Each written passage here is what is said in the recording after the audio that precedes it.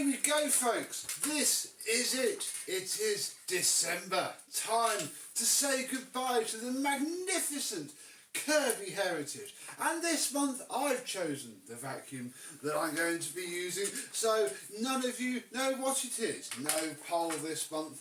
No. Let's have a look at how this fared and what I think of it after using it for a daily, and then we shall, well, I've got it out of storage, we need to have a look at it, see what we're going to use for December.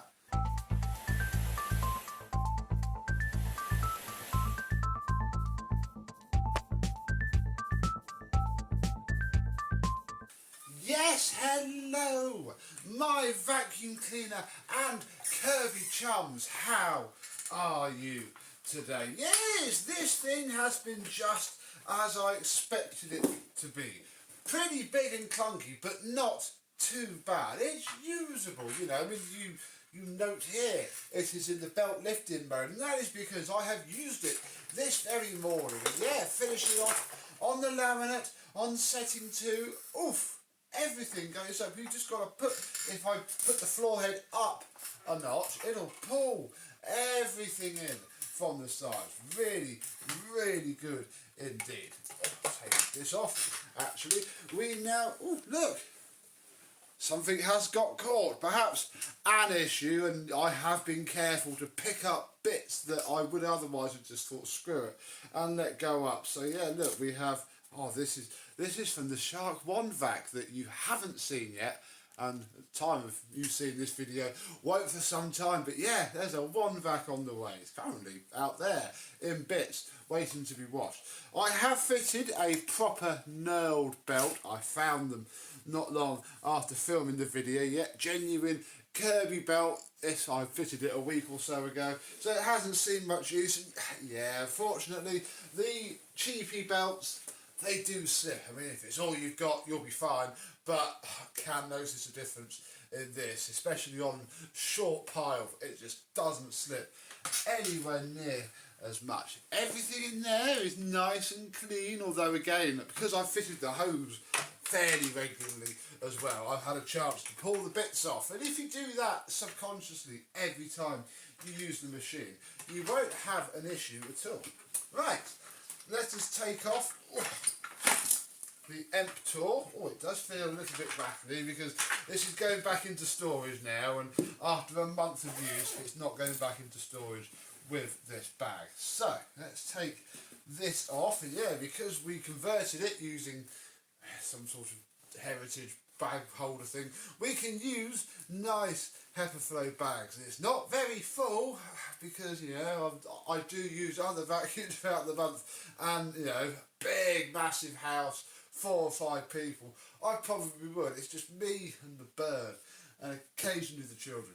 That to me is a good bag. And yeah, let's have a look now at in here, which if we remove the lock, open this, what have we got? Oh look, well, we'll tip it out. The sum total of my Emptor for the month is this, look. And now I'm struggling to work out what that quite decent looking metal lock washer goes to. So yeah, there we go. It has picked up some bits. The Emptor has done its job. It is now filthy, really. I'm going to have to clean her up now. Yeah, it's as one would expect for the month. If I was keeping it for longer than a month, well, doing this probably be the thing to do anyway, although I should not empty the bag. I still haven't gone into the shed and found the spare handle lock pin that I know I have. I was very lazy of me, but again, this thing has fared absolutely perfectly. Hasn't fallen out, hasn't tried to wiggle. You can see where it's been jammed against one of the halves. And yeah, absolutely fine. Again, yeah, haven't gone and fished out the other one. Oh no, this bit here has fallen out. In you go. Oh, there. Oh, go in. Oh, I don't know. Oh, there we go. Don't force it, think. Marvellous. So, yeah, I mean, again, a power plant like this, I've always thought if my, you know, the blower that we made with the Dyson motor, the day that dies, I think I'm just going to get a Kirby power plant with a hose and put the cover on just to blow out all of my other vacuums and dry my stuff, because it's really good to have. And yeah, this has been most excellent. I've used the tools a bit. Again, mainly it's just been the wand, the floor head. Again, the floor head's too powerful. It almost needs a bleed valve in the hose, bless it. God, who said these were rubbish? So yeah, the car boot, mostly Kirby, which this started off with, that really ratty one that we bought from the car boot for £15. Got a load of genuine tools with it. Maybe I should have used the shavers this month. Never mind. This can go back into storage, and then I can show you what I've chosen to use for December. The vacuum cleaner of the month for December 2023 is an old project of ours. One which, you know, might be quite familiar. Place your bets now, or you can cheat and let me bring in what I feel we should use. Yes, I went and got RGB Henry down from his box, because I've not actually dated him properly yet. He got done and then sort of put away. Comes out for Christmas, so I figured we'll use him for Christmas because he's a Christmassy vacuum cleaner. Can't find the little remote though, so he is just RGB galore. And yeah, works okay. Low power. And then, as you know, if you saw the videos, he's a bit modified.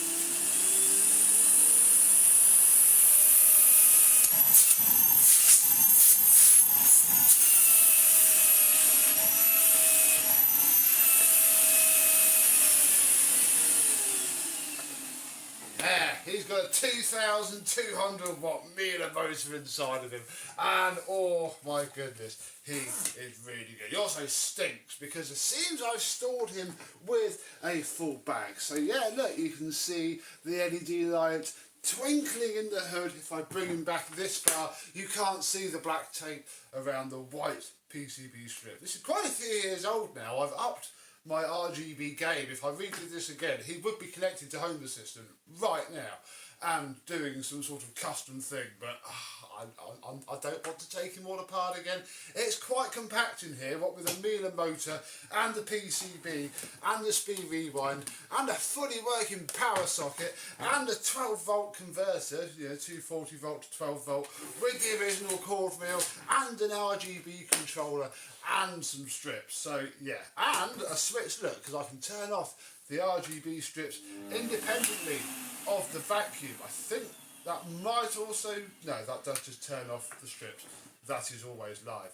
So, it comes on with the machine. I can't remember, it's been a while. I've not got power head that would fit it. We need to change the bag, and that does involve some caution, because, I didn't quite find anything pluggy and nice that was 4 wires. So there is just a bit of RGB extension cable connecting the two together via a hole I drilled in the bucket. But that means that we can get to this very full bag. It's full of sawdust, and the problem is that sawdust has been now inside of the box that I kept this in, where he's been pushed around and pulled around.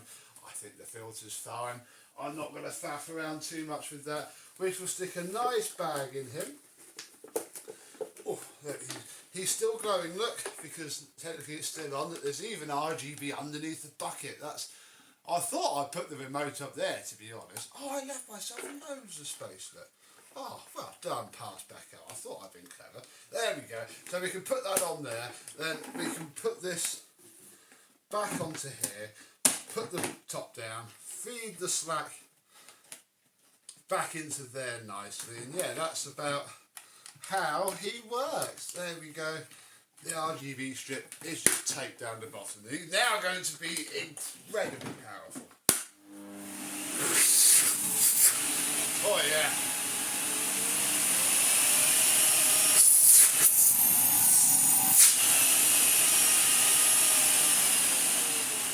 I mean, just on setting 1 is, yeah, you can pull the machine around. It really is quite cool. So yeah, there we go. He is my modified little beast. Would probably do it different if I did it again, But, you know, I'm struggling to think of a reason to do it again. The Miele motor is about as powerful as you can really go anyway, and it's already done well enough. But he doesn't really have a proper toolkit, as in I could cobble one together reasonably easy. But I think we should have ourselves some fun. So, Exhibit A is, remember when I first got this and I thought it was a massive scam because, you know, I used it on the carpet. It was advertised as a turbo head and nothing happened. It doesn't spin at all. But that's because as soon as you put it down on the hard floor, oh, I'm giving the game away. As soon as it goes down here, it's transformed.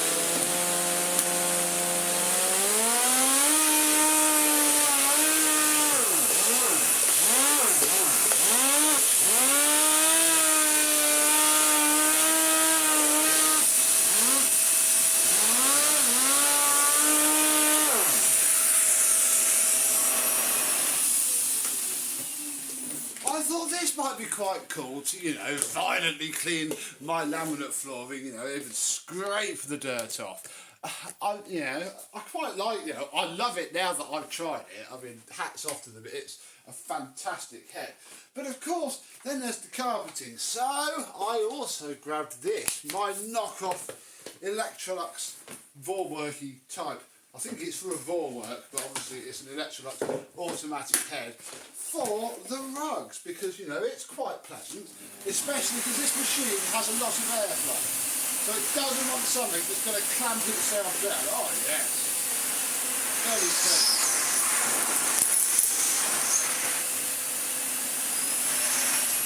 I mean, on full power, it's moving the rug.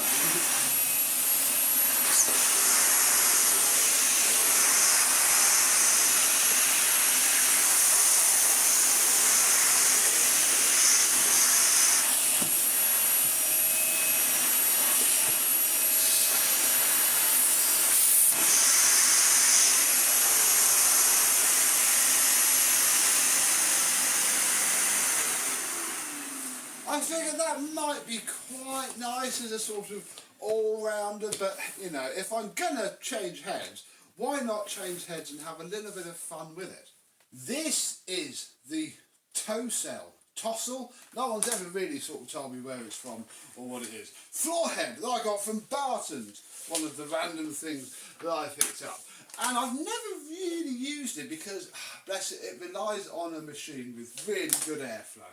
Or it's just quite worn and needs the airflow to spin itself. And that's what we have now. I mean, in low, yeah, barely spins at all. There it goes, look. And it's stopped already. However,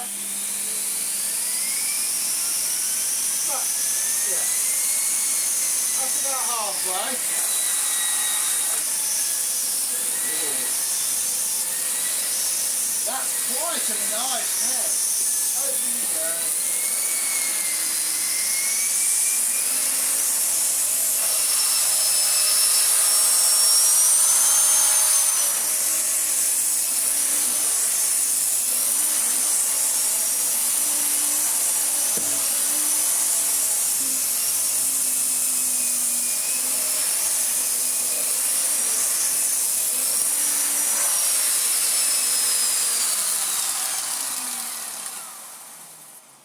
I mean, it's quite impressive. It is certainly cool to use. Yeah, I've not used it before, and it works quite well.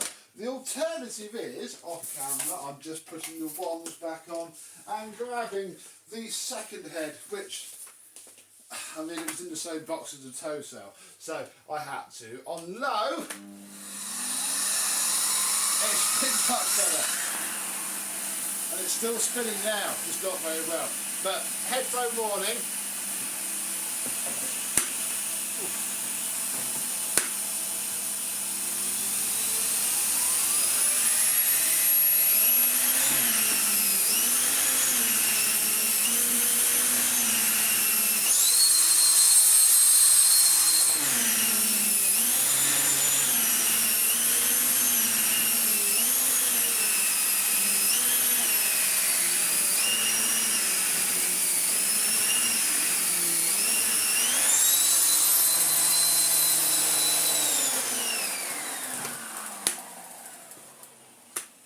mean, ironically, this head spins faster than the Toel, but doesn't actually groom as well. I think, you know, I think the Toel cleans quite well. And if you've noticed, I've got two sets of wands on the go. That's because the Toel, it's actually some weird sort of Hitachi-esque reverse 32mm adapter.